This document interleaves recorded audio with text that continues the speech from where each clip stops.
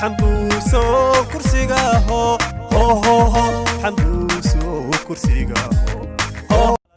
ما أهان حول الدون balse waa muwaadin jecel dalkiisa inuu ka saaro marxaladan cakiran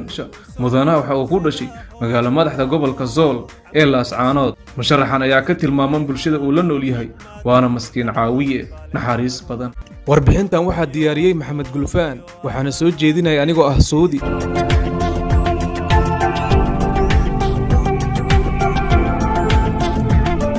mid ka mid ah aqoonyahanada Soomaaliyeed ahna ganacsada caanka ah geyga Soomaalida ayaa hadda u kaba gashtay xal u helidda matalaad la'aanta ka jirta gobolada Sool iyo Sanaag oo uu ka soo jeedo mudanaha sheekadeena ay maanta qusayso حنبوسو كرسيغا هو حنبوسو كرسيغا ma ahan xoolo doon balse waa muwaadin jecel dalkiisa inuu ka saaro marxaladan cakiran kani waa musharax xildhibaan mudane Cabdirashiid Maxamed Hambuuse bal haddii aan dib u eegno waayihiisii hore ee nolosha mudanaha waxa uu ku dhashay magaalo madaxda gobolka Sool ee Laascaanood sanadka markuu ahaa 1961 Masar Cabdirashiid waxa uu intiisa badan waqti ku soo qaatay dalka USA halkaas oo heer wacan uu ka gaaray waxbarashada ilaa markii dambe uu ka noqday ganacsade caanka ah Mareykanka musharaxan ayaa ka tilmaaman bulshada uu la nool yahay waana maskiin caawiye naxariis badan waana sababta keentay inuu ganacsade weyn ka noqdo waqooyiga Ameerika aqoonyahan Cabdirashiid waxa lagu xasuusan doonaa doorkii hagar la'aanta ahaa ee uu ka qaatay hirgelinta Darwish TV fadhigiisuna yahay gobolka Minnesota dalka Mareykanka sidoo kale waxa marnaba la iloobi karin doorkii uu ku lahaa sida maamulka Qaatuma mudane Cabdirashiid Maxamed Hambuuse musharax xildhibaan waxa uu garwaaqsaday in ay muhiim tahay aqliga iyo cilmiga eeba ku galaday inuu uga faa'iideeyo dalkiisa iyo dadkiisa waxa uu go'aansaday in Soomaaliya u kicitimo isagoo isla markiiba u kuurgalay xaaladaha adag ee ka jira deegaanada uu kursiga ku meteli doono mustaqbalka isla markiiba waxa uu la kowsaday dhismaha wadada muhiimka ah Ceel Daahir ilaa Cirigaabo waxa uuna ugu deeqay 250 fuusto oo u dhiganta $20,000 Mareykanka ah Cabdirashiid Maxamed Hambuuse oo kamid ah ee qurubjeegta Puntland maantana halkan kaga deeqay 250 fuusto oo daamura aad iyo aad baad u mahadsantahay adiga iyo daljir waa salaamantiin waana u baahannahay inaynu ka qayb qaadano dibdhiska runtii Puntland runtiina dadka qurba joogta ay dool weyn bay ku leeyihiin dibdhiska dalka waad ogtihiinoo meelaha aad iyo aad u muhiimka ah hadda dadku isugu yimaado hoteelada waaweyn oo kale qurba joog baa dhistay madax bay dalka ka noqdeen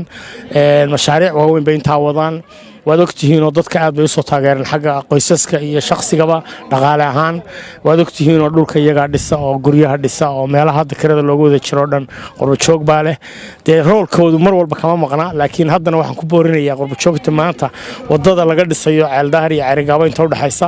inay tahay waxyaalaha ugu muhiimsan ee dalku u baahan yahay oo ay ka mid tahay horumarka dhaqaalaha ee dalka waxa qabadkiisa iyo wanaagiisa halkan laguma soo koobi karo balse dadka uu ku meteli rabo kursiga ayuu soo dhaweyn wanaagsan kala kulmay mudane Cabdirashiid Maxamed Hambuuse waa xildhibaan u dhashay gobolka Sool waxaan soo dhaweynaynaa markooda labaad iyo saddexaad musharaxnimada musharaxa aan soo xusay magaciisa isagana waxaan ugu ducaynaynaa ilaahay u fududeeyo waxaan ku rajo weynahay aqoonta aan u leeyahay markaan ku daro inuu yahay nin buuxin kara kaalinta iska soo xushay waa la qaadanay waxaan leenahay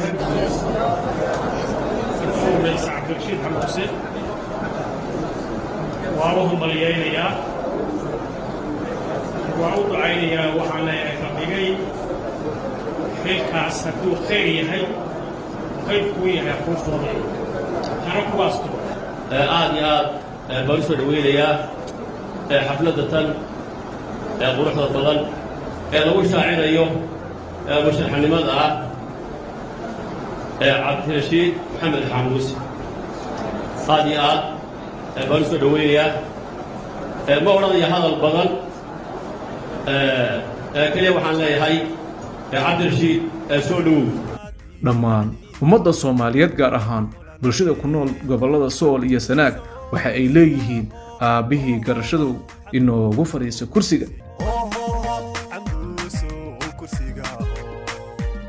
warbixintan waxaa diyaariyey Maxamed Gulfaan waxaana soo jeedinay anigoo ah Saudi inta aan ku kulmayno warbixin caynkan oo kala ah sidaas iyo nabadgelyo. waxaad tahay xalaal dhalad xigmad iyo tacliin bale annaguna ku xulanaye xambuuso kursiga ho